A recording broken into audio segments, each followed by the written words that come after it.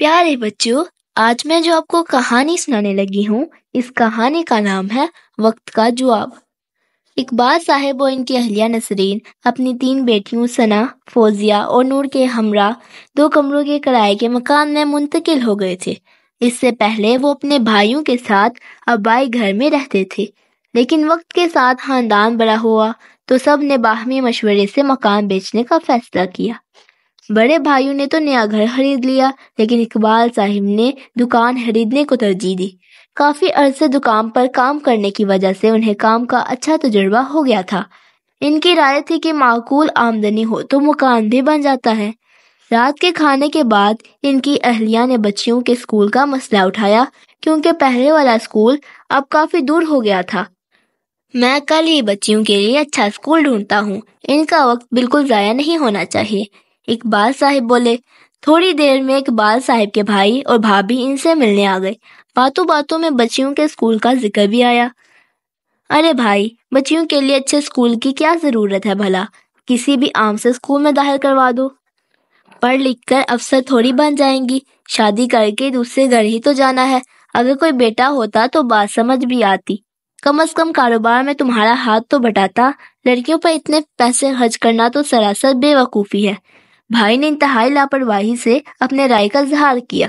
भाई साहब, ये आप कैसी बातें कर रहे हैं, इकबाल साहब हैरानी से बोले।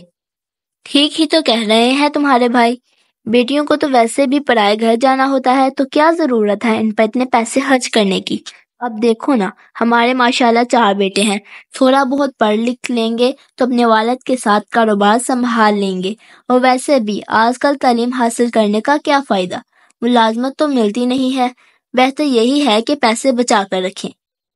भाभी ने तो अपनी दास्त में बड़ी दूर अंदेशी की बात की थी। बच्चियों की माँ से रहा ना गया और वो भी बोल पड़ी। भाभी, अच्छी तालीम तो लड़के और लड़कियों दोनों के लिए ज़रूरी है। अगर अच्छी तालीम होगी तो वो कारोबार ही नहीं, माशरे में भी कामयाब होंगे। भाभी, आजकल यही बच्चे मुलाजमत की तलाश में जूतियाँ चटखाते फिरते हैं। अब आप ही बताएं, क्या फ़ायदा ऐसी तालीम का जिससे पेट भी ना भर सके। लेकिन मैं बच्चों को अच्छी तालीम दिलवाने के हक में हूँ और इससे पीछे नहीं हटूंगी। इकबाल साहब ने 2 लोग अल्फाज में कहा, जैसे तुम्हारी मर्जी इकबाल, हम तो जितना समझा सकते थे तुम्हें हमने समझा दिया, अब तुम जानो तुम्हारा काम जाने। भाई साहब ने बहस खत्म करते हुए कहा। इन लोगों के जाने के बाद इकबाल साहब की अहलिया इनसे शिकायत करने लगी। आखिर आपके घर वाले बच्चियों की तालीम के इतने खिलाफ क्यों हैं? क्या मिलता है उन्हें ऐसी बातें करके? मुझे तो गुस्सा आ रहा है इनकी सोच पर। बेगम, तुम क्यों परेशान होती हो? इन बातों को नजरअंदाज कर दिया करो। कल जब ये बच्चियां पढ़ लिख कर हमारा फख्र बनेंगी तो यही लोग इनकी तारीफें करते नहीं थकेंगे। वक्त बेहतरीन जवाब होता है, तुम बस सब्र करो। वक्त गुजरता रहा, इकबाल साहब की बच्चियां तालीम के मैदान में आगे बढ़ती रहीं। फौजिया को अदब से खास लगाव था। इसने कम उम्र में ही अंग्रेजी शायरी में नाम बना लिया, साथ साथ मेडिकल की तालीम भी जारी रखी और फिर फौज में एक काबिल डॉक्टर बन गई।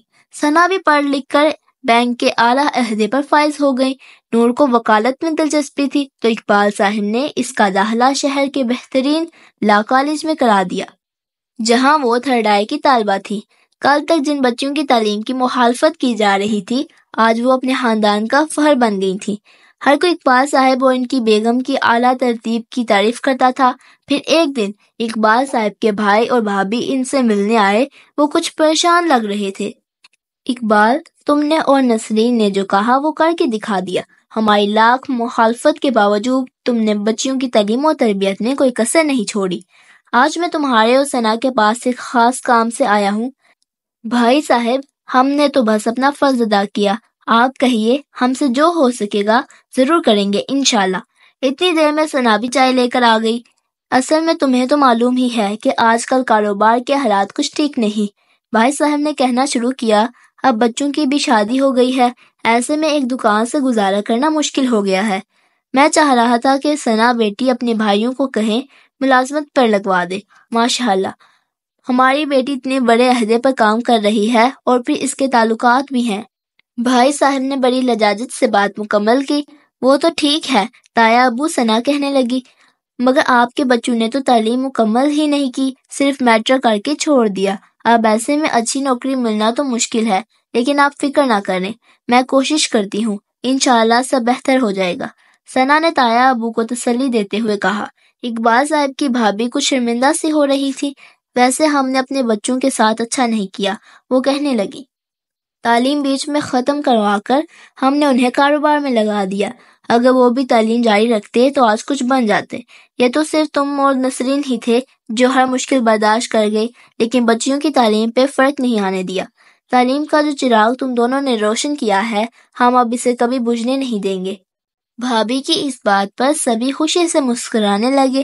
اقبال صاحب نے مسکراتے ہوئے اپنی بیگم کی جانب دیکھا جو وقت کے اس جواب سے مطمئن نظر آ رہی تھی۔